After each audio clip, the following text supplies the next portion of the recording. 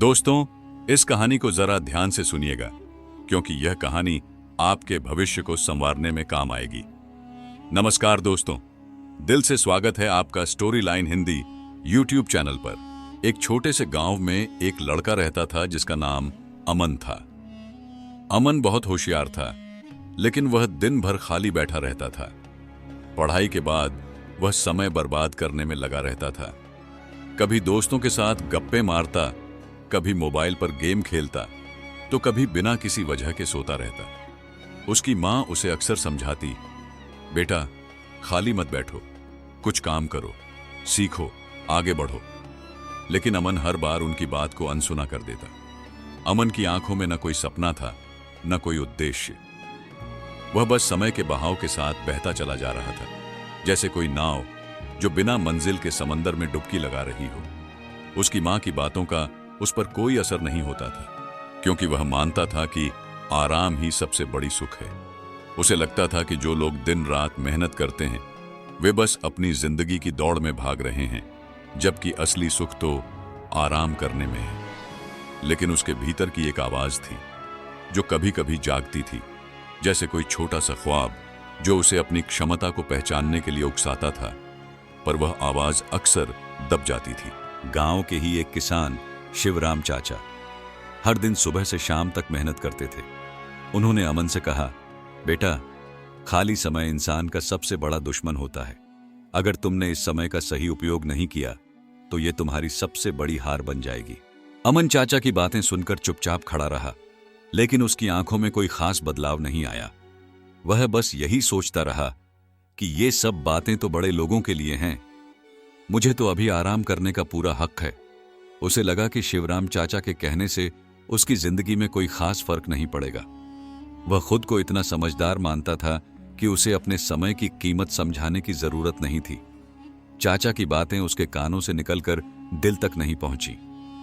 अमन ने यह बात सुनकर हंसते हुए कहा, चाचा अभी तो मैं बच्चा हूं, मेहनत तो मैं बाद में करूंगा, अभी तो आराम करने दो। एक दिन गांव में एक बहुत बड़े व्यापारी आए।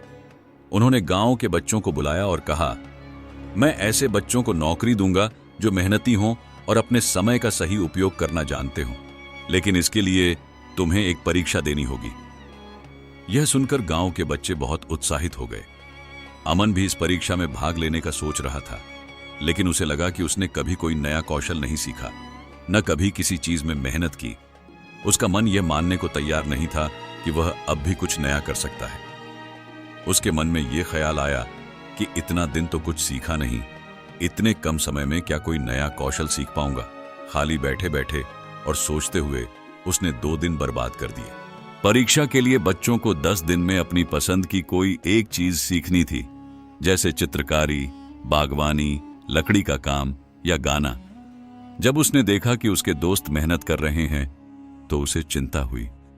उसने अपने दोस्त विवेक से पूछा, तू क्या कर रहा है? विवेक ने जवाब दिया, मैं चित्रकारी सीख रहा हूं, यह मेरा शौक भी है और मुझे लगता है इसे मैं अच्छा कर सकता हूं। विवेक ने अमन से कहा, तू भी कुछ क्यों नहीं सीख लेता? अमन ने हां में सिर हिलाया। अमन को एहसास हुआ कि खाली बैठने की वजह से उसके पास न तो कोई हुनर है और न ही कोई अनुभव। उसने जल्दी जल्दी कुछ सीखने की कोशिश की, लेकिन समय कम था। 10 दिन बाद परीक्षा हुई। व्यापारी ने सभी बच्चों के काम देखे। विवेक ने अपनी सुंदर चित्रकारी दिखाई और उसकी खूब तारीफ हुई। कुछ बच्चों ने लकड़ी से सुंदर खिलौने बनाए तो कुछ ने गीत गाए। लेकिन जब अमन की बारी आई तो वह सिर झुकाकर खड़ा हो गया। उसके पास दिखाने के लिए कुछ भी नहीं था। व्यापारी ने उससे पूछा, बेटा तुमने 10 दिनों में कुछ क्यों नहीं सीखा? अमन ने धीमे स्वर में कहा, मैंने समय बर्बाद कर दिया। व्यापारी ने उसे समझाया, खाली समय सोने जैसा होता है, अगर तुम इसे यूं ही बर्बाद करोगे तो भविष्य में पछताना पड़ेगा। समय किसी का इंतजार नहीं करता। अमन सिर झुकाए खड़ा था। उसकी आंखों में पछतावा था, लेकिन अब कोई रास्ता नहीं था।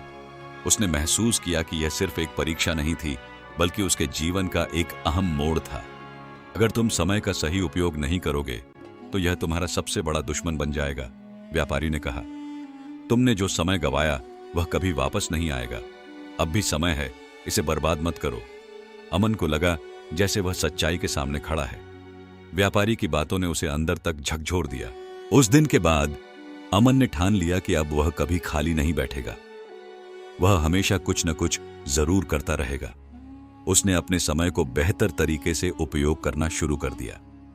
उसने किताबें पढ़नी शुरू की, नए कौशल सीखे और मेहनत करना शुरू किया। धीरे धीरे वह गांव के सबसे मेहनती लड़कों में से एक बन गया। कुछ सालों बाद अमन ने अपने ज्ञान और कौशल के बल पर खुद का व्यवसाय शुरू किया और बहुत सफल हुआ। अब जब भी कोई उससे पूछता, तुम्हारी सफलता का राज क्या है, तो वह मुस्कुराकर कहता, कभी खाली मत बैठो, हर पल का सही उपयोग करो। यही सफलता का सबसे बड़ा मंत्र है। यह कहानी हमें सिखाती है कि खाली समय को बर्बाद करना हमारी सबसे बड़ी गलती हो सकती है।